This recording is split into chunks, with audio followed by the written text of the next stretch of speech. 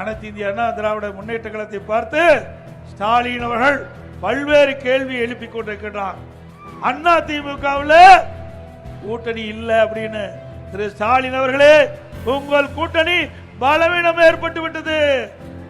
உங்கள் கூட்டணியில் அங்கம் வைக்கின்ற காங்கிரஸ் கட்சி வேறொரு பேசிக் கொண்டிருப்பதாக பரவலான செய்தி. இன்றைக்கு தமிழ்நாடு காங்கிரஸ் கட்சியினுடைய மேலிட பொறுப்பாளர் கிரிஸ் சோடங்கர் அவர் சொல்றாரு, திராவிட முன்னேற்ற கழகம் ஆட்சிக்கு வந்தா பங்கு கேட்போம், ஆட்சியில பங்கு கேட்போங்கிறாரு. செல்வ பெருந்தகை சொல்றாரு ஆட்சியில பங்கு வேண்டும் என்று.